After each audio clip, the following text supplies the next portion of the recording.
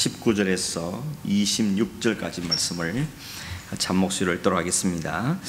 그때에 스데반의 일로 일어난 환란으로 말미암아 흩어진 자들이 베니게와 구브로와 안디옥까지 이르러 유대인에게만 말씀을 전하는데, 그 중에 구브로와 구레네 몇 사람이 안디옥에 이르러 헬라인에게도 말하여 주 예수를 전파하니, 주의 손이 그들과 함께 하심에 수많은 사람들이 믿고 주께 돌아오더라.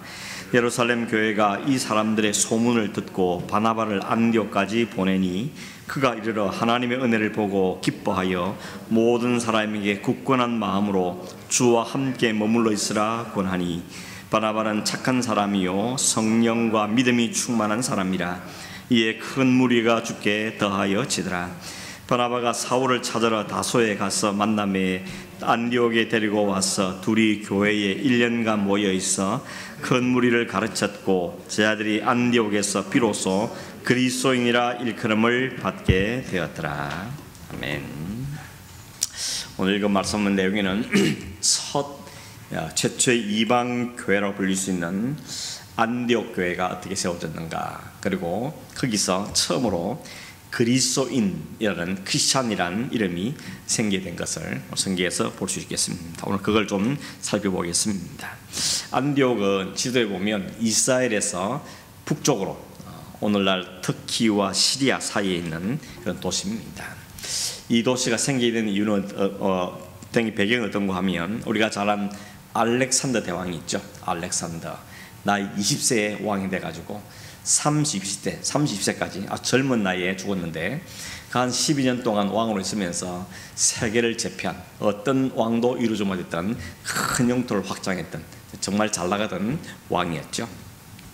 근데 그 알렉산더가 갑자기 죽습니다. 그리고는 죽었는데 6일 동안 시체가 썩지 않았다 그럽니다. 그 사람들이 다 이상하게 여겼다 그러는데, 학자들이 도대체 알렉산더가 무엇 때문에 죽었는가, 그 원인에 대해서는 여러 가지 이야기들이 많습니다.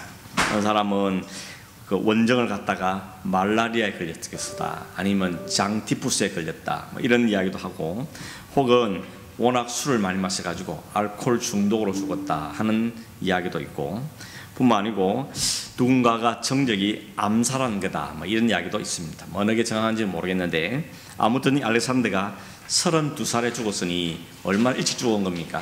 아주 젊은 나이에, 사람이 생각지도 않은 때 갑자기 죽어버리니까 후계자를 못 세운 겁니다. 32살에 무슨 후계자 있겠습니까? 애가 있어도 어린 아들밖에 없을 터인데, 그러다 보니까 그 나라를 네 동강으로 나눈 다음에 알렉산더의 충실한 부하였던 4명이 영토를 4개로 나누어서 서로 나누어 통치하기 시작한 겁니다. 근데 그 가운데 이스라엘에 속해 있는 그 팔레스타인 지역을 통치했던 장군이 안티오쿠스라는 사람인데, 안티오쿠스 이름을 따서 이 도시 이름을 안티오쿠스라고 이렇게 이름을 붙이게 된 것입니다. 이 안디옥은 당시 여러 나라에서 많은 사람들이 모여 살고 있는, 우리식으로 말하면 국제적인 도시였습니다. 거기는 로마인도 살고 있고 헬라인도 살고 있고 유대인들도 살고 있고 여러 민족들이 함께 모이는 그런 도시였고, 로마의 행정구역은 그 수리아 지역의 수도였습니다. 인구가 한 50만 명 됐다 그럽니다. 지금 50만 명 그러면 꽤 그래도 많은 도시인데, 이 당시에 50만 명이라면 상당히 큰 도시죠. 로마 제국 안에 3대 도시가 있는데, 제일 큰 도시가 로마고, 두 번째 도시가 이집트에 있는 알렉산드리아고, 지금 여기 있는 안디옥이 세 번째 가는 도시, 큰 도시였습니다. 여기에 로마인, 헬라인, 유대인들이 각 섞여서 살고 있었는데, 여기에 지금 복음이 전했다는 것이고, 여기에 교회가 섰다는 이야기를 지금 하고 있는 것입니다. 그리고 거기서 그리스도인, 우리가 말하면 크리스찬이라는 이름이 여기서 제일 먼저 시작됐다는 것입니다. 그리스도인이라는 이름이 붙인 이유는 뭔가 하면, 이 새롭게 생긴 공동체는 좀 특별한 겁니다. 로마인도 아니고 헬라인도 아니고 그렇다고 유대인도 아니고 그리스도를 따른다는 사람들이라 그러는데, 도대체 이 사람은 어떤 사람들인가 너무너무 독특해서, 그 사람들은 그리스도를 따른다 하니 그런 너희들은 그리스도인들이다, 이렇게 이름을 붙이는 이름이라고 볼 수 있는 것입니다. 조금 더 상세하게 살펴보겠는데, 무슨 안디옥 교회가 어떻게 세워졌는가, 오늘 19절에 보시면 그때에 이렇게 시작하죠. 그때에 그때가 언제입니까? 바로 이어 설명하죠. 스데반의 일로 일어난 환란 때문에 흩어진 자들이 베니게, 구브로, 안디옥까지 이르러서 유대인에게 말씀을 전했다. 이런 말씀이 이어지고 있죠. 그러니까 스데반이 순교한 일 때문에 예루살렘에 큰 박해가 났는데 그 박해를 피해서 사람들이 이곳저곳 흩어졌는데 베니게 간 사람도 있고 구브로 간 사람도 있고 그 중에 어떤 사람들은 안디옥에도 왔다는 이야기인 것입니다.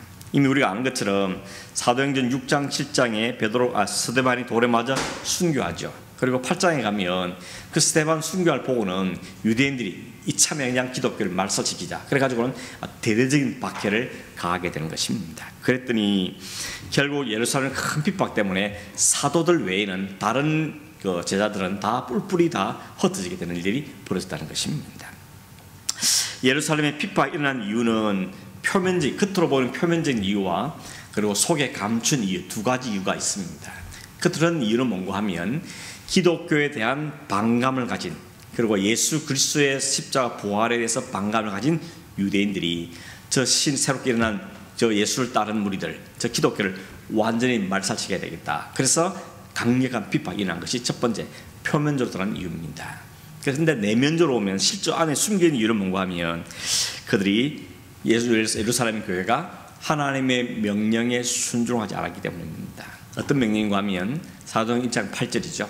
예수님께서 성천하기 전에 말씀하시기를 오직 너희가 성령을 받으면 권능을 받게 될 것인데 그럼 너희는 예루살렘만 있지 말고 온 유대와 사마리아와 땅끝까지 가서 내 정령이 되어야 된다 하는 말씀을 우리 지상명령이라고 그러죠. 그레이트 미션이라고 그러죠. 이 대명령을 주님께 주시고 성천하셨습니다. 그런데 이 사람들은 예루살렘을 벗어나질 원치 않습니다. 우리 얘기를 벗어나지 않는다, 여기 머물겠다라고 예루살렘 성에 꼭 붙어 있으면서 떠나질 않는다는 것입니다. 그래서 예루살렘 교회에 큰 핍박이 일어나므로 어쩔 수 없이 사람들이 흩어지기 시작했다는 것이죠. 그래서 흩어진 사람들 우리는 뭐라 그러죠? 디아스포라라고 그러죠. 디아스포라. 이런 사람이 흩어지게 된 것입니다. 그러니까 겉으로 보는 표면적인 이유는 유대인들이 기독교에 대한 핍박이라고 볼 수 있는데 사실은 알고 보니까 하나님 말씀에 불순종했던 이들을 하나님 흩으시는 하나님의 선교적인 전략이었다 하는 것을 우리가 알 수가 있다는 것입니다. 핍박 때문에 어쩔 수 없이 흩어지긴 했지만 하나님이 그 흩어짐을 통하여서 사도행전 1장 8절 말씀을 이루어하시는 겁니다. 복음이 유대인만 머물지 않고 예루살렘에 머물지 않고 유대 전 지역으로 사마리아로 땅끝까지 전거되게 하는 그 일로 사용하시다는 걸 보게 되는 것입니다. 그러니 당장은 핍박인데 결국은 하나님이 그걸 선교의 측면으로 사용하시다는 것이죠. 오늘 우리가 그런 말이 있죠. 모든 것이 합력하여 선이 되게 하신 하나님이다. 비록 지금 우리가 너무 고통스럽고 힘들어서 하나님 why me? 왜 나에게 이런 고통을 줍니까? 왜 이런 일을 만나게 합니까? 라고 울부짖게 되는데 사실은 조금 더 지나보면 하나님이 이런 기가 막힌 계획을 갖고 나를 이렇게 다루시는 거구나 하는 걸 깨닫게 되는 겁니다. 아마 여러분 그런 경험을 많이 있을 겁니다. 어쩌면 지금도 그런 일이 있는지도 모릅니다. 조금 더 참고 기다려보면 하나님의 역사하심을 믿고 신뢰하며 기다릴 때 하나님께서 하나님의 계획이 이렇게 되는 거였구나 하는 걸 깨달은 거죠. 퍼즐이 딱딱딱 맞춰지는 것을 경험하게 되는 것입니다. 오늘 이것도 마찬가지입니다. 하나님의 명령만 주시지 않고 그 명령을 반드시 이룰 수 있도록 모든 걸 상황을 합력해서 한 뜻을 이루어 가신다는 것입니다. 더군다나 흩어진 유대인들이 어떤 유대인인가 하면 대부분이 헬라파 유대인들입니다. 헬라파 유대는 또 뭐고 히브리파 유대는 뭐냐라고 물은다면 히브리파 유대인들은 우리식으로 말하면 조국 땅을 떠나지 않은 사람들, 거기에 머물러 있으면서 있던 사람들이고 헬라파 유대인들은 여러 가지 이유 때문에 바벨론 포로라든지 이런 이유들 때문에 다른 지역으로 흩어졌다가 다시 예루살렘에 돌아온 유대인들입니다. 우리식으로 말하면 이민 갔다 온 사람들, 이런 사람을 이야기하죠. 그리고 이민 갔을 때 거기 태어난 아이들도 포함되는 거죠. 헬라파 사람들 특징이 뭐겠습니까? 당시 공용인 헬라말에 능통한 겁니다. 우리 아이들이 이 나라에 살면서 영어에 아무 문제가 없고 이 호주 문화에도 깊숙이 장벽이 없어지는 것처럼 이 헬라파 사람들은, 이 유대인들은 비록 유대인들이지만 언어나 문화 면에서 이 헬라 문화하고는 아무 충돌이 없는 이런 사람들이 바로 헬라파 유대인들이라는 것입니다. 그들이 예루살렘에 왔었는데 와 있는 동안에 핍박이 일어나니까 또다시 예루살렘 떠난 일이 벌어졌다는 것입니다. 이 사람들이 각지로 흩어졌는데 이 사람은 이미 말씀드린 언어가 문제가 없고 문화가 문제가 없으니까 각 흩어진 헬라 나라에서도 잘 적응하면서 살게 되었다는 것입니다. 그게 하나 플러스 뭔가 하면 그 이미 복을 받았기 때문에 예수 그리스도를 믿고 복음을 품었기 때문에 가는 곳마다 장사하는 사람들이 뭐 또 일 따라서 회사를 따라서 흩어졌지만 거기서도 그들은 예수 그리스도의 복음을 전했다는 것입니다. 얼마나 큰 기대를 가지고 얼마나 사명감 불타서 복음을 전했는지 모르겠지만 아무튼 자기 가진 복음을 주변 사람에게, 가까운 사람에게, 또 직장인 사람에게 이렇게 나누기 시작했는데 거기에 놀라운 역사가 났다는 것입니다. 오늘 안디옥에도 그런 일이 벌어졌는데 안디옥에 가서도 이들이 복음을 전했더니 어떤 일이 벌어졌다 그럽니까? 수많은 헬라 사람들이, 수많은 이방인들이 복음을 듣게 됐다는 것입니다. 여러분, 안디옥 도시가 50만 명이라고 그랬죠. 50만 명 중에 7분의 1, 거의 한 7만 명 정도가 유대인이었다 그럽니다. 흩어진 유대인들, 헬라인들이 이주에 살고 있다는 겁니다. 그러니 이 헬라파 유대인들이 복음을 듣고 간 사람들이 유대인 회당에 가서 유대인들에게 복음을 전했더니 거기에 믿는 사람들이 엄청나게 생겼다는 것입니다. 근데 20절에 보니까 그 중에 어떤 사람들은 구브로와 구레네에 있는 몇 사람들이 안디옥에 왔는데 이 사람들은 유대인에게만 복음 전하지 않고 헬라 사람들에게도 복음을 전했다는 것입니다. 그 사람이 누군지는 모르지만 그 사람들이 와서 자기들이 갖고 있는 그 복음을 유대인들에게만, 회당에만 전하는 것이 아니고 유대 회당 바깥에 있는 헬라 사람들에게도, 로마 사람들에게도 복음을 전했다는 것입니다. 그들이 전한 내용은 뭡니까? 딱 하나밖에 없습니다. 뭐라고 성경에 보니까 주 예수를 전파했다 그럽니다. 주 예수, 자기들의 주가 되신 예수입니다. 그 예수 어떤 분이죠? 하나님의 아들이신데 하나님 아들 된 자를 버려두고 이 땅에 오신 분이 있는 것이죠. 그리고 이 땅에 오셔서 인간의 모든 죄를 안고 십자가에서 죽으신 대속의 주님, 사망에서 죽음을 이기고 부활하신 생명의 주님, 성령을 보내서 지금도 그들과 함께 하시는 그 주님, 그 주 예수를 그들이 전했다는 것입니다. 얼마나 효과적이었는지, 얼마나 탁월했는지 모르지만 아무튼 그런 예수를 전했더니 거기에 놀라운 일이 벌어졌다는 것입니다. 많은 사람들이 예수를, 복음을 받아들였다는 것입니다. 이 비결이 있는지를 21절에 딱 밝히고 있습니다. 20절에 뭐라고 하면 주의 손이 그들과 함께 하심에, 이렇게 말하고 있습니다. 이 사람들이 워낙 말을 잘해서 복음을 잘 설명해서 아니고 주의 손이 그들과 함께 했다는 겁니다. 무슨 이야기겠습니까? 복음을 전하는 사람들이 하는데 성령이 그들 가운데 믿게 하시는 역사를 일으켰다는 것입니다. 마음을 열어주시고 들리게 하시고 이해가 되게 하시고 깨닫게 하시는 이런 일들이 그들 가운데 일어나게 되었다는 것입니다. 안디옥 도시는 특징이 로마의 부와 헬라의 미와 그리고 동양의 사치가 섞여 있는, 혼잡되어 있는 아주 그런 도시뿐만 아니고 거기에는 온갖 신들이 많습니다. 아폴로 신도 있고 아르테미스 신도 있고, 그런 신들의 축제가 되면 남녀가 서로 뒤엉켜서 서로 혼음을 하는 엄란한 행동이 허용되는 그런 아주 타락한 도시였습니다. 그런 도시에 가서 예수를 전파한 것이죠. 주 예수를 전파했습니다. 근데 거기에 그들의 메시지가 강력한 것이 아니고 성령께서 그들 속에 역사하심으로 그 사람들이 그 복음을 들을 때 귀가 막 열리고 마음이 믿어지고 깨달아지고 회개하고 그렇게 주님께로 돌아온 역사들이 일어났다는 것입니다. 그렇게 해서 교회가 안디옥에 탄생하게 되었다는 것이죠. 안디옥 교회 특징은 뭔가 하면 사도가 간 것도 아니고 이름 있는 제자가 간 것도 아니고 그냥 여기 살던 사람들이 가서 그냥 자기 일하면서 사업도 하고 장사도 하고 그렇게 공부도 하면서 자기들이 아는 예수를 전했을 뿐이었는데 주께서 강력하게 역사하심으로 그게 교회가 탄생되는 놀라운 일이 벌어졌다는 것입니다. 우리 식으로 말하면 무명의 그리스도인들이 세운 교회라는 것입니다. 거기에 목회자도 없었고 신학자도 없는데 그냥 예수 믿는 사람이 가서 복음을 전했더니 거기에 믿는 사람이 하나 둘씩 늘어나더니 그게 교회라는 것이 형성되게 되었다는 것입니다. 우리가 잘 아는 대로 로마서 10장 17절에 보면 믿음은 어디서 난다 그러죠? 들음에서.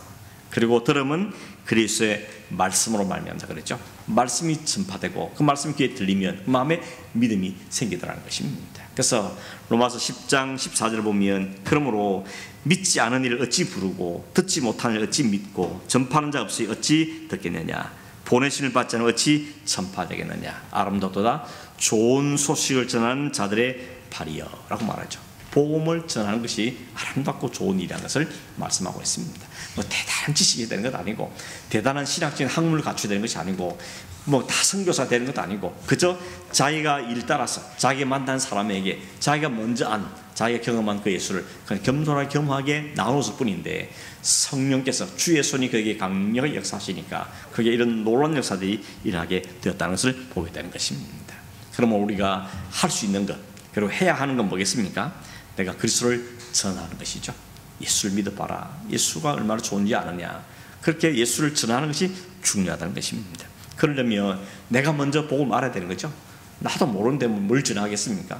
나도 누려보지 못하는 어떻게 누려보러 이야기하겠습니까? 내가 먹어보니까 너무 맛있더라. 당신 그 식당 한번 가봐라. 이게 되는 것처럼 내가 예수를 믿어보니까, 예수를 알고 나니까 나에게 이런 삶의 변화가 왔다는 것을 경험한 사람들이 그 경험을 나누게 될 때 거기에 놀라운 역사들이 일어나게 되는 것을 보게 되는 것입니다. 예루살렘 교회가 작정하고 안디옥에도 교회 세워야 되겠다, 뭐 개척 전략을 세운 것도 아니고, 거기에 교회 세우기 위해서 막 건축한 걸, 성경한 걸 모은 것도 아니고, 선교사 파송한 것도 아니었지만, 그냥 흘러 간 사람들이 거기서 예수를 전했더니 거기서 놀라운 역사들이 일어나게 된 걸 보면서, 우리가 어디 있느냐가 중요한 것이 아니고 누굴 만나 중요한 것이 아니고, 우리 안에 복음이 있어야 되고 예수 그리스도 만난 경험이 있어야 되고, 그 경험을 겸손히 나눌 때 성령께서 역사하시는 우리가 오늘 성경을 통해서 보게 되는 것입니다. 여러분, 나는 별 자신 없어도, 내가 뭘 지식도 없는데, 난 큰 체험도 없는데 괜찮습니다. 누가 합니까? 무명의 그리스도인들이 그저 내가 아는 조금 지식, 내가 좀 그리스도 아는 것, 그것을 나눴을 뿐인데 하나님께 그 일을 사용하셔서 그들의 주의 복음이 불타오르는 역사들 일으키는 것을 보면서 우리도 소망이 있는 것입니다. 우리가 해야 할 일을 핑계댈 수 없는 것이죠. 내가 내 실력이 아니고 그저 내가 받은 말씀, 내가 받은 은혜를 겸손히 나누는 것이 얼마나 중요한지 모릅니다. 내가 받은 은혜의 말씀을 나누고, 이 말씀을 들어 설교를 들었는데 너무너무 좋았다든지, 내가 성경을 읽었는데 이거 깨달았는데 라고 이렇게 나누는 삶이 우리에게 너무 중요하다는 사실을 보게 되는 것입니다. 오늘 우리에게 이런 복음의 능력이 있기를 간절히 바랍니다. 저도 새벽 때마다 기도할 때마다 꼭 기도하는 게 있습니다. 우리 온 성도들이 하나님을 좀 정확하게 만나기 원합니다. 아이들부터 시작해서 모든 어른들까지 정확히 그리스도를 만나야 일이 불꽃이 튈 텐데, 그리스도를 만나지 못하니까 그냥 왔다 갔다만 하고 있는 것이 아니겠습니까? 하나님 꼭 만나 주십시오. 사도 바울 보니까 바울이 주님 만난 게 아니고 주님 찾아가서 만나 주셨는데, 꼭 찾아가셔서 우리 아이들도 오늘 만나 주시고, 우리 남편도 만나 주시고, 우리 어른도 만나 주시고, 하나님 만나 주셔서 그 심령의 복음의 불꽃이 일어날 수 있고 역사해 주시기 위해서 우리는 소망을 갖고 낙심하지 말고 기도하는 우리 모두가 되기를 간절히 바랍니다. 22절에 보니까 안디옥에 이렇게 복음이 전파되고 많은 사람이 믿게 된 소식이 예루살렘에도 전파됐다 그랬습니다. 예루살렘에서 아주 뜻밖의 소식을 들은 것입니다. 그래서 예루살렘 교회가 뭘 결정합니까? 진짜 그 상황이 어떤지를 알아보자 해서 사람을 보낸 거죠. 그래서 정식으로 바나바가 안디옥에 파송을 받아서 가게 된 것입니다. 바나바 가면서 뭐라고 했는지 잘 모르겠지만 오늘 성경에 보면 두 가지를 봤다 그랬습니다. 하나는 뭔가 하면 가보니까 이 도시에 하나님의 은혜가 있구나 하나를 봤다 그럽니다. 와, 이게 하나님의 은혜가 있구나, 하나님이 역사하시구나, 성령이 역사하시구나. 그래서 이런 일들이 벌어지고 하는 것을 그 안디옥 가서 이 바울이 바나바가 봤다고 이야기합니다. 여러분, 이런 눈이 얼마나 중요합니까? 야, 하나님의 은혜가 여기 있구나. 오늘 가정에 방문했더니 이 가정에 하나님의 은혜가 있구나, 이 교회를 갔더니 이 교회 예배에 하나님의 은혜가 있구나. 이런 일이 있다는 것이 얼마나 중요한 일이겠습니까? 우리 가정에, 우리 삶에, 교회에, 우리 예배에 하나님의 은혜가 있기를 위해서 우리는 간절히 기도해야 되는 것이죠. 바나바가 이제 막 출발하기 시작한 그 안디옥 성도들한테 그 가운데 은혜가 있는 걸 보고는 그들이 권면하죠. 여러분, 굳건한 마음을 갖고 주 예수께 꼭 붙어 있으십시오. 주님 안에서 잘 붙어 있으십시오. 그러면서 그들을 권면하기 시작했다 그랬습니다. 바나바 어떤 사람이 그랬죠? 착한 사람이고 성령과 지혜가 충만한 사람이라 그랬습니다. 특별히 바나바 잘하는 게 뭐라 그랬습니까? 위로자라 그랬죠. 바나바 이름 뜻이 위로자는 뜻입니다. 사람들을 위로하고 격려하고 말씀을 잘 붙들으라고, 지금 로마의 통치가 있지만 소망을 갖고 기도하자 그러면서 이 성도를 위로하고 격려했던 것입니다. 어쩌면 그것만 하고 부족했는지 모르집니다. 그래서 이 바나바 한 게 뭔고 하면 25절에 보니까 사울을 찾아온 겁니다. 사울의 고향이 다소인데 다소까지 가서, 거기서 다소가 꽤 먼 거리인데 거기까지 가서 사울을 만나서 그를 데리고 안디옥으로 온 것입니다. 그런 안디옥에서 1년 동안 두 사람이 함께 우리식으로 말하면 공동 목회를 한 것이죠. 바나바는 성품적으로 착하고 성령 충만하고 위로자고 이런 따뜻한 마음을 가진 사람이고, 사도 바울은 좀 반면에 강직하고 탁월한 학문적인 지식을 갖고 있는 사람이었죠. 이 둘이 합해서 시너지를 한 것입니다. 한 사람은 잘 돌보고 케어하고 격려하고 위로하고, 한 사람은 말씀을 정확하게 가르치고, 이렇게 1년 동안 좋은 목회자 안에서, 좋은 지도 안에서 잘 양육됐더니 안디옥 교회가 예루살렘 교회를 능가하는 교회가 된 것이죠. 그래서 예루살렘 교회는 그걸 떠나가지고 하나님 핍박을 통해서 흩어졌는데, 안디옥 교회는 자발적으로 성교를 파산하는 교회로 세우자는 놀라운 일들을 우리가 보게 되는 것입니다. 사람들은 함께하는 걸 참 힘들어하죠. 바울과 바나바도 성격이 참 다른 사람입니다. 나중에 보면 성교를 처음 같이 갔지만 마가 때문에 다투어가지고 나중에 결국 떨어지는 걸 보면 두 사람의 성격도 만만치 않은 것이죠. 서로 잘 안 섞일 수 있는 성격인 거죠. 그런데도 불구하고 이 사람들이 1년간 동력시던 이유는 뭐겠습니까? 복음 안에서 하나가 된다는 것이죠.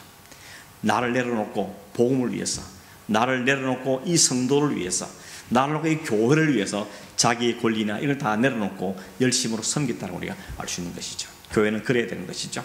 내 자존심, 내 이기심, 내 생각, 내 고집, 쓸데없는 겁니다. 그걸 부리느라고 자꾸 나도 힘들고 다른 사람도 힘들고 공동체도 힘들어지는 것이죠. 다 죽어져야 될 상황들인 것입니다.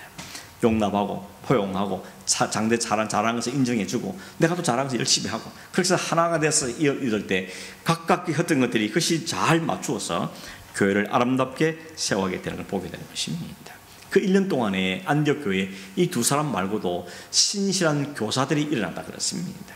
그 중에 13장 1절에 보면 세 사람 이름이 나오는데, 한 사람은 니게르라 하는 시몬, 그 다음에 구레네 사람 루기오, 헤롯의 젖동생 마나엔, 이런 사람 이름이 나옵니다. 이 니게르라 하는 시몬은 아마도 로마 사람인 것 같고, 로마 시민을 가진 사람인 것 같고, 구레네 사람 루교는, 구레네라는 것이 아프리카 지역을 말하니까 아마도 아프리카에 온 사람인 것 같고, 헤롯의 젖동생 마니에는 사람은 헤롯의 왕자가 태어날 때 같은 엄마 유모 젖을 같이 먹고 자랐던 사람인데, 헤롯은 기독교 핍박하는데 이 마나에는 안디옥 교회의 리더가 됐다는 겁니다. 이 하나님 역사하시는 건 참 놀랍게 하시는 거죠. 다양한 민족 사람이, 다양한 신분 사람들이 같은 한 교회에서 리더로 잘 세움을 받은 것을 이 교회가 보여주고 있는 것입니다. 교회는 다양한 사람이 있는 게 너무 당연한 거죠. 무슨 이익단체도 아니고 또 같은 성격한 사람은 있는 거 아니고 다양한 사람이 모이기 때문에 거기에는 서로가 서로를 맞추는 것이 필요한 것이죠. 그러기 위해서는 딱 하나밖에 없습니다. 머리가 그리스도라는 것. 주님이 머리다. 우리는 다 주님께 맞추고 그 생각에 맞추고 주님께 순종한다. 주님의 지시에 따라 우리는 손은 손대로 발은 발대로 움직인다. 이 지체의식이 우리가 있어야 되는 겁니다. 다 서로 머리가 되려고 그러니까 문제가 생기는 거죠. 머리는 주님뿐입니다. 우리는 그냥 나는 손이구나, 손 역할을 하고, 나는 발이구나, 발 역할을 하고, 나는 입이구나, 입 역할을 하고, 그러면서 각자의 위치에서 하는 것이 너무너무 중요하다는 것이죠. 아마도 안디옥 교회는 그렇게 사람들을 세워져 갖고 이런 신실한 교사들이 세워진 것을 보게 되는 것입니다. 마지막 26절에 보면 제자들이 안디옥에서 비로소 그리스도인이라 일컬음을 받았다고 이야기하고 있죠. 그리스도라는 이름이 여기서 처음 등장하게 된 것입니다. 이 이름은 자기들이 자기를 이는 것이 아니고, 아까 설명드렸지만 다른 사람이, 외부 사람들이 저 사람은 도대체 어떤 사람들이냐, 자칭 그리스도를 따른다 그러니 그래 그 사람을 그리스도인들이라고 부르자. 그리스도를 따른 사람들, 그리스도에 속한 사람들, 그리스도를 아는 사람들, 이런 이름으로 그를 부르기 시작한 것입니다. 그게 좋은 의미를 부르는 건 아니었죠. 아니 군대 가면 머리 깎는 병사 보고 깍새라 그러고, 그죠? 바깥에 구두 닦는 분을 말합니까? 딱새, 뭐 이런 말 쓰는 거죠. 그 말은 좋은 의미를 하는 건 아니죠. 약간 비하해서 하는 말이죠. 그리스도인, 한국 교회는 예수쟁이 말 썼죠. 예수쟁이는 말이 너무 존경하고 좋아서 당신은 예수쟁이입니다 이렇게 하는 건 아니죠. 에이 저 예수쟁이들 이렇게 말했지 않습니까? 예수밖에 모르는 것들, 뭘 말하면 예수라 그러고 막 그러니까 에이 저것들은 예수밖에 모르는 것들, 이런 의미가 그게 담겨 있었던 것입니다. 그러나 여러분, 비록 비우는 의미로 한 말은 모르지만 사실 이 말은 영광스러운 이름이지 않습니까? 우리를 해서 누군가 나아가서 저 사람 그리스도인이야, 저 사람 예수쟁이야 말한다면 사실 우리는 그건 영광스러운 것입니다. 저 사람 눈에 비치기는 나가 그리스도만 아는 사람, 그리스도를 따르는 사람 비치는구나. 얼마나 감사한 일입니까? 오히려 반대로 네가 무슨 교인이냐, 뭐 니나 내 다를 게면 이러면 얼마나 곤란하겠습니까? 우리가 다르기 때문에 저 사람 우리가 좀 다른, 좀 독특한 사람, 이런 의미로 불렀다는 것은 의미가 있는 것이라고 말할 수가 있다는 것입니다. 한 가지로 오해하지 말 것은 안디옥 교회가 왜 그리스도의 칭을 받았냐, 그것이 그 사람이 워낙 착하고 그래서 된 것은 아니라는 것입니다. 그렇기 때문에 부른 이름이 아니라는 점은 기억할 필요가 있습니다. 오늘도 세상이 마찬가지죠. 성도들을, 신자들을, 교회를 욕하는 이유가 뭡니까? 물론 신자들이 거짓말도 잘하고 사기도 치고 행실이 나쁘고, 그래서 좀 교인이라면 선제라면 손해볼 줄 알고 양보할 줄 이래야 되는데 순 똥꼬에 뿌리고, 그래서 욕을 얻는 경우도 있습니다. 또 교회를 향해서도 예배당만 크게 짓고 싸움질하고 가난한 사람을 안 도와주고 그 돈 갖고 이웃이랑 돕지, 이런 식의 욕도 얻어먹기도 한다는 것입니다. 그러나 여러분, 세상은 교회가 그리스도 때문에, 그리스도 중심이기 때문에 인정하는 것이 아니고 자기들 기준을 갖고 세상적인 도덕적인 것을 갖고 교회가 이래야 된다, 신자가 이래야 된다, 이렇게 말들을 하죠. 그러나 주님께서는 그렇게 말씀하지 않는다는 것입니다. 주님은 어떻게 말씀하십니까? 너희가 나를 사랑하며 세상이 너를 미워할 거라 그러죠. 우리가 미워하는 이유가 그리스도를 사랑하기 때문에, 그리스도를 따르기 때문에 미워하는 것이지 우리의 행실 때문에 좋고 나쁘고 그걸 판단하는 기준은 아니라는 것입니다. 신자의 정체성은 우리가 그리스도를 따르는 사람인가, 그리스도 믿는 사람이 이걸 갖고 판단해야지 저 사람이 착하냐 나쁘냐 그걸 갖고 그리스도인이 아니다, 그걸 판단은 아니라는 이야기인 것입니다. 물론 여러분, 그리스도인이 좀 더 착해야 되는 당연한 거 아니겠습니까? 그러나 그것이 그리스도인이 아니냐의 정체성의 문제는 아니라는 것입니다. 여러분, 그리스도인이란 말은 원래 헬라 뜻은 크리스타루스란 말인데, 그 크리스타루스란 말은 그리스도에게 속한 사람이라는 뜻입니다. 저 사람은 그리스도에게 속한 사람입니다. 착한 사람 말 말고 그리스도에게 속한 사람입니다.